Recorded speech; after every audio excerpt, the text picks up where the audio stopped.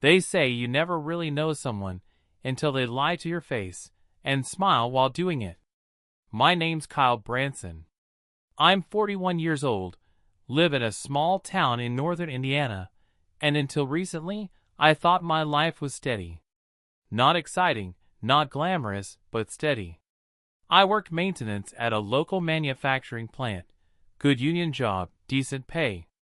My wife, Lisa, ran the household like clockwork, and our daughter Olivia was starting high school this year. We weren't rich, but we weren't hurting either. We had what we needed. Or so I thought. It all started with a light bulb. The one in the kitchen burned out, so I drove down to Dawson's Hardware on a Saturday morning. Just a regular errand. The bell jingled as I walked in, and the owner, Martin Dawson, waved at me from behind the counter. Mid-50s, gray hair, salt and pepper goatee, always wore a tucked-in flannel shirt like it was part of his skin. Martin had owned that store longer than I'd been alive. My dad used to buy his hunting gear there. "Hey, Kyle," he said. "Back again? Just a bulb this time." He smiled. "A man's always fixing something." I nodded. Small town talk. Nothing strange. But as I turned to head down the lighting aisle, I saw something in the reflection of the freezer glass near the back.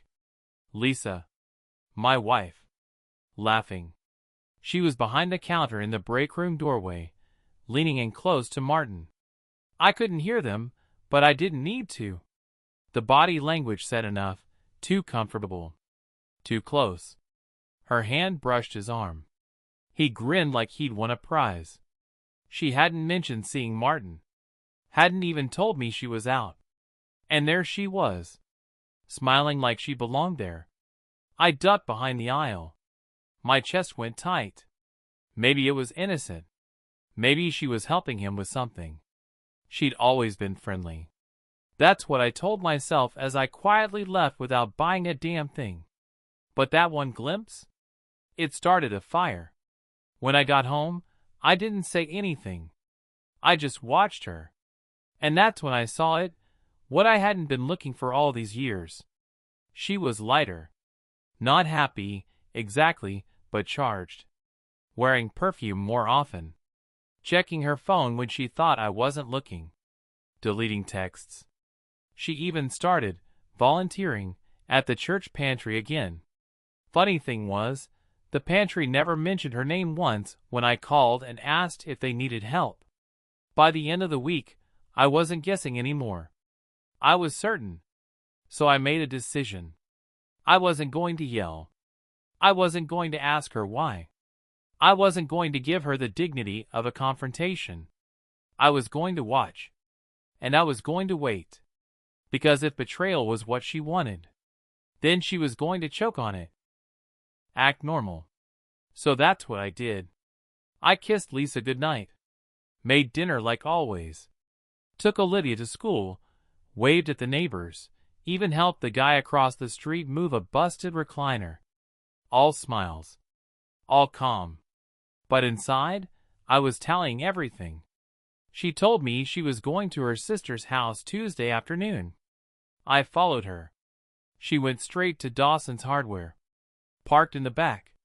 The rear lot, not the front where customers go. That's when I knew. This wasn't new. This wasn't spontaneous. They had a system. I didn't get out of the truck. Just snapped a few photos from the cab. Her car. His truck. The door they used. Time-stamped. Stored. Then I drove off before she came back out. When she got home later, she brought me a coffee from a gas station like she was some kind of saint. "I thought you could use a treat," she said with that bright-eyed smile. "Thanks," I replied. "You're sweet." She wasn't sweet. She was sugar-coating poison. That night, I pulled out an old shoebox from the basement and filled it with every piece of evidence I had. Photos. Printouts of text logs from our shared phone account. Her call history with a number that belonged to Dawson's private line, found that through a simple online lookup. The calls were frequent. and long. Some lasted over an hour. I found one at 3:12 in the morning. I didn't get mad. I kept building. Then I started testing her. I ran into Martin at the gas station, I said casually one evening. She barely flinched. Oh, yeah. He said you two talked last week. She paused just a beat too long. Yeah, maybe. I think I saw him at the pantry. Real quick. Lie. The pantry confirmed, again, that Lisa hadn't volunteered in over 3 months. It was almost pathetic. How easily she lied. I began to wonder if she even remembered how much she used to love me, or if it had all been fake from the start. It didn't matter, because now I had a plan. And it started with a key. I made a copy of the backdoor key to Dawson's, found it hanging on a hook inside Lisa's purse one night when she was in the shower. Quick photo, quick trip to the locksmith, done. The second part? The store alarm code. I got that from the sticky note in her car's glove box, hidden behind a faded warranty for the stereo system. The paper read, 7-2-9-1 Martin. Like a love note for criminals. I memorized it, tore it in half, burned both pieces.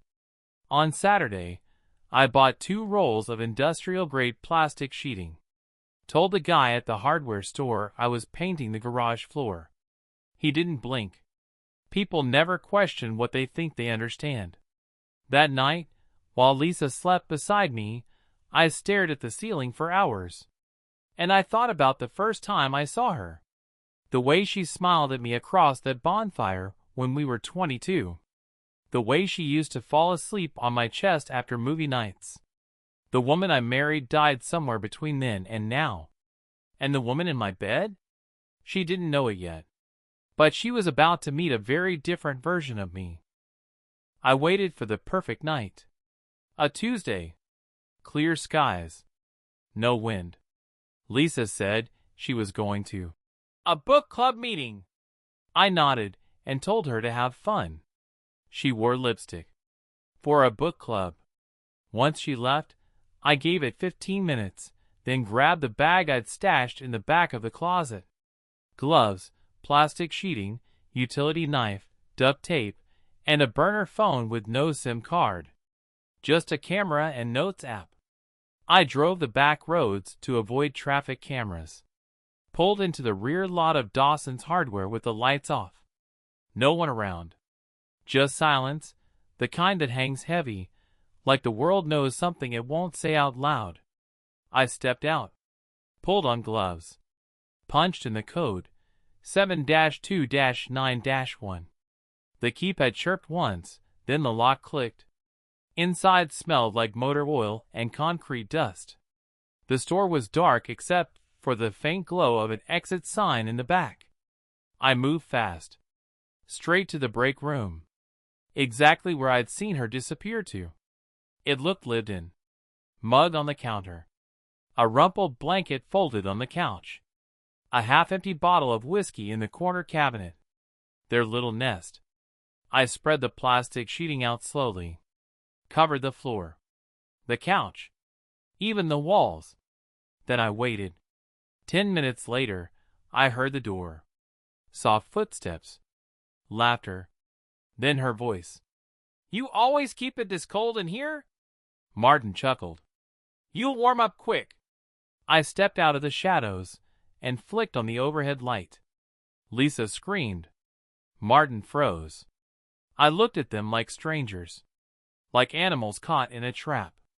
Lisa's lipstick was smudged. Her blouse halfway unbuttoned. Martin's hands were still halfway in his pockets. I thought you were at book club, I said to her calmly. She didn't answer. Martin tried to speak. Kyle, look, man, this isn't... I held up my phone. Snapped a picture of them. Flash burst. They both flinched. Smile, I said. This one's for the album. What do you want? Lisa whispered. Please. What I want, I said, stepping forward. is for the two of you to understand something. I reached into the bag, pulled out a thick roll of duct tape, dropped it on the floor between them. I'm not here to scream, or beg, or ask why. I pointed to the couch. Sit. They sat. I pulled up a chair, sat down across from them, and looked them both in the eye. I know every time, every place. I've seen the texts, the calls. I followed you, Lisa. I watched you walk into this dump like you belonged here. Martin shifted. If you hurt us, I cut him off. If I wanted to hurt you, you'd already be screaming. They went quiet. I leaned forward. Do you know what it feels like to be lied to for months? To sleep beside someone and feel like they're already gone? Lisa wiped her eyes. I never wanted to. Don't, I snapped. Don't say you didn't mean to. You meant it every time. I stood and walked behind them. Let the silence stretch like a rope. I'm not going to kill you, I said. But I am going to take something from you. Lisa looked up, confused. What? I smiled. Your safety. They didn't understand what I meant, not at first. But when I pulled out the second burner phone and played the first recording, they got quiet. It was a video, taken through the dirty side window of Dawson's break room a week earlier. Blurry, shaky, but clear enough. Lisa and Martin kissing, touching, like teenagers who thought no one could see. Then I swiped to the next clip. Another angle. Another day. This one had audio. Martin saying something about, if he finds out, we'll deal with it. Lisa laughed. She laughed. I turned the screen off and slid the phone back into my pocket. You wanted to live behind my back, I said. So now you'll live in fear of what's coming. Martin started to say something, but I cut him off with a look. I could go to your wife, I said. Oh wait, you burned that bridge already, didn't you? Told the town she was crazy. That you were just trying to rebuild your life. He looked like he might lunge at me, but he didn't. He knew better. You, Lisa, I said, turning to her. You're going to go home tonight. Like nothing happened. You're going to pretend you were at your little book club. You're going to smile, kiss our daughter, and make dinner like you've still got a home. She whispered. Why? Because tomorrow, I said, your name is going to show up on every Facebook group, every neighborhood page, every church bulletin board in town. I dropped a flash drive onto the table in front of them. Every photo, every message, every timestamp. Martin swallowed hard. That'll ruin us. I smiled. That's the idea. Lisa was shaking now, pale as the walls behind her. Kyle, please. Olivia. I cut her off. I'll never keep Olivia from you. I'm not like you. That hit her harder than a slap. I leaned closer. You'll see her. You'll still be her mother. But you'll do it with every eye in this town knowing exactly what you are. I stepped back. Took one final look at the two of them sitting in the filth they built together. Clean this place up, I said. You've got an hour before I text that first contact. Then I turned and walked out the back door. No yelling. No weapons. No blood. Just the cold, satisfying weight of truth dropped like a hammer. I got in my truck, started the engine, and pulled away from Dawson's Hardware for the last time. The store would stay open for another 2 weeks, but Martin wouldn't be there. He took a leave, according to the paper. Rumor was he went to stay with a cousin in Michigan. The sign on the door changed by month's end. New owner. New name. Lisa stayed in the house for 3 more days before she left on her own. No screaming. No goodbye. She packed quietly and texted me the address where she'd be staying. Said she'd like to see Olivia on the weekend. I didn't reply. I forwarded the message to my lawyer. I never pressed send on the photos. Not to everyone, anyway. I thought I would. Thought I'd scatter their shame like seeds across the whole town. But after that night in the break room, it didn't seem necessary. Truth is funny that way. Once it's loose, it doesn't need help growing. Within a week, the whisper started. At the gas station, people looked twice. At the plant, guys asked if I was doing okay, their eyes a little too curious. At church, a few heads turned in unison as I walked Olivia to the pew. Lisa had been quiet about everything. But Martin? He was a walking headline. Apparently, he'd had more than one preferred customer. I wasn't the only husband who started noticing weird hours and wandering wives. By the end of the month, 3 different women had stopped by the house. Each one told me the same thing. Martin had lied to them too. "I didn't know about your wife," one of them said, her voice shaking. "If I had, I swear." I cut her off. "I'm not looking for apologies. I'm looking for patterns." She nodded. I made a note of her story and added it to the folder. I wasn't collecting dirt anymore. I was cataloging wreckage. Lisa had moved into a duplex across town. We exchanged texts, dry, limited, about Olivia's schedule and school projects. We didn't fight. We didn't call. We didn't even look each other in the eye during pickups. But her world was shrinking. Her job at the school office? She resigned. The women's group she used to attend every month? She stopped showing up. And her sister? Didn't return her calls after someone forwarded the evidence. I hadn't sent it. But someone had. That was enough. I spent more time with Olivia than I had in years. We went fishing. Built a birdhouse. Cooked dinner together. She never asked why Mom wasn't around so much now. Maybe she'd figured it out in her own quiet way.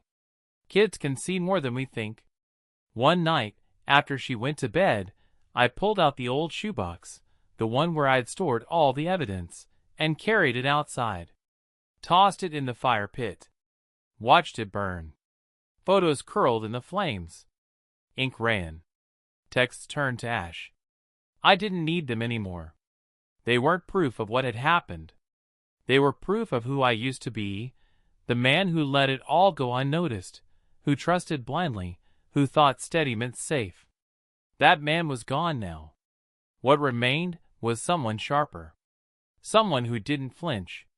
Someone who understood that sometimes doing nothing is worse than doing something brutal. I thought the silence after everything would feel like peace. But it was just silence.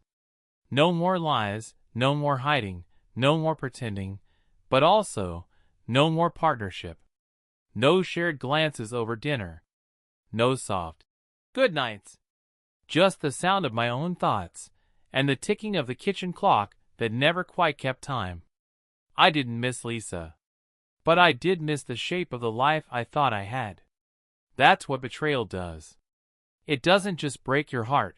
It erases the version of your world you thought was real. You're left standing in the same place, but everything around you feels foreign. Olivia adjusted quicker than I expected. She didn't cry, didn't act out, but she asked a single question one morning while tying her shoes. "Are you and Mom ever gonna live together again?" I paused. "No," I said. "We're not." She nodded once, then finished tying the laces and got in the car. That was it. No tears, no tantrums. She understood. Somehow, she understood. Lisa never tried to come back. Not really. A few weeks after moving out, she left a card in the mailbox. No return address. Just a short note in her handwriting. "I messed up. You didn't deserve it. I hope one day Olivia understands. I hope one day you'll forgive me." I didn't keep it. Didn't need it. The truth is, forgiveness isn't always about others. Sometimes, it's about giving yourself permission to let go of something poisonous. But I wasn't ready to let go. Not yet. Not because I hated her. but because I hadn't fully understood what she had taken from me. Trust is a quiet thing. It lives in the small moments. The unsaid, the shared smiles. When it's broken, it doesn't shatter like glass. It dissolves like salt in water, slow and irreversible. Martin never came back to town. Last I heard, he sold the business at a loss and moved out of state. Rumor said he was staying with a brother somewhere in Ohio. I didn't care. He was gone, and the shell he left behind, his store, his name, his reputation, rotted quietly under a new sign. A few locals tried to make jokes about the whole thing. Whispered comments in line at the hardware store. But I looked each one of them in the eye and never blinked. They stopped laughing. I didn't need anyone's sympathy. I just needed the world to keep turning while I rebuilt mine. And that's what I did. Piece by piece. Without her.